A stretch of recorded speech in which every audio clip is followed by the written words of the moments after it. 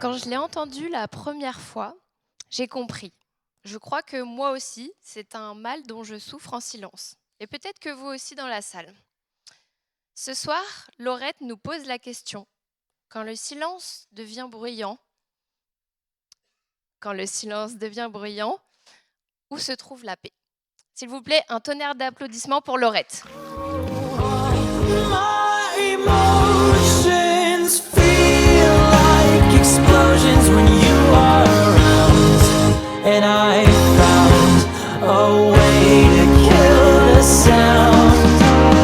Oh, baby, I am a wreck when I'm without you. Vous savez, parfois, un simple bruit peut vous agacer. Cette personne au cinéma qui mâche bruyamment ses pop-corns, ou celle à la bibliothèque qui renifle sans arrêt, ou encore ce collègue qui tape son stylo contre la table depuis 10 minutes. Vous trouvez cela agaçant, dérangeant, déplaisant, puis vous passez à autre chose. Vous oubliez, vous continuez votre journée. Mais pour moi, ce n'est pas une simple gêne ni un agacement passager. C'est une souffrance, insupportable, invivable. Une souffrance qui a un nom, la misophonie. Littéralement, c'est la haine des sons. Miso, haine, phonie, son.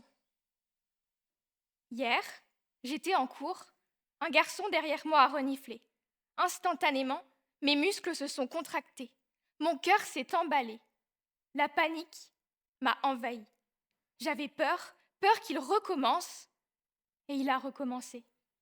Je me sentais vulnérable, impuissante. Je voulais qu'il cesse, je ne pensais plus qu'à ça. Je bouillonnais, je voulais m'enfuir, hurler, pleurer, mais je restais là, assise à ma chaise, prisonnière. Et ça, je le vis presque constamment. Reniflement, chuchotement, respiration, bruit de bouche, même minimes, sont autant de bruits du quotidien, insignifiants pour vous, que je ne peux pas supporter. Ce ne sont pas les bruits forts comme les motos dehors ou le bruit ambiant lors d'un rassemblement. Ce sont de petits bruits anodins, souvent répétitifs et produits par les autres. Chaque bruit est une agression, chaque instant est une lutte acharnée pour ne pas exploser, chaque jour est un nouveau combat. En cours, dans les transports, chez moi ou à une soirée, les bruits sont partout. La misophonie ne se repose jamais. J'anticipe constamment. Je surveille mon environnement à l'affût du moindre bruit. Je vis avec cette anxiété permanente et c'est épuisant. La misophonie transforme des vies dans le silence et dans l'ignorance. Elle brise des relations, des familles, des rêves. Les personnes que j'aime le plus sont aussi celles que je supporte le moins.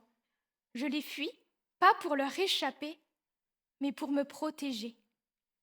La misophonie, c'est une barrière entre moi et les autres.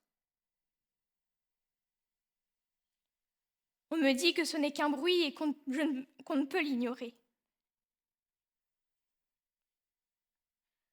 On me dit que je n'ai qu'à faire des efforts, mais j'en fais constamment pour faire des études, aller en cours, prendre les transports, ne pas m'effondrer.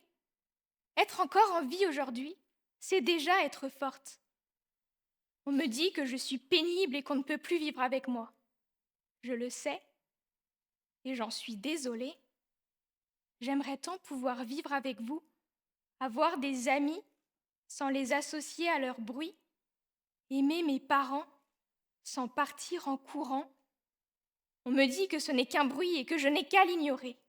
Mais vous pourriez, vous, ignorer une énorme araignée, là, sur vous? J'ai peur des bruits, comme vous pouvez avoir peur des araignées. Ce n'est pas rationnel, ce n'est pas contrôlable, c'est viscéral. On estime que la misophonie toucherait 10% de la population, à des degrés divers. Mais très peu en parlent et encore moins sont écoutés et compris.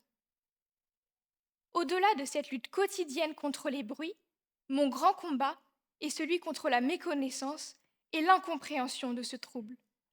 Nous souffrons d'une chose ignorée par la plupart des médecins, incomprise par notre entourage, inconnue par la société. Mais si je suis ici ce soir, c'est pour rendre visible ce qui est invisible, des souffrances que personne ne voit et qui, justement parce qu'on ne les voit pas, sont souvent minimisées ou niées. Mes souffrances ne seront jamais pleinement comprises, puisqu'elles sont intimement miennes.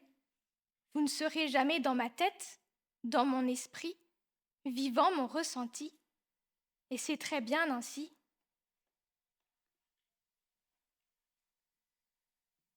Mais à défaut d'être comprise, j'aimerais être entendue. J'aimerais que ce handicap soit reconnu, car une reconnaissance permettrait la mise en place d'aménagements adaptés dans les écoles, les universités, les entreprises. Une reconnaissance permettrait aussi de former les professionnels de santé afin qu'ils puissent enfin poser un mot sur nos mots. Il se peut qu'un jour, vous soyez amené à rencontrer un misophone.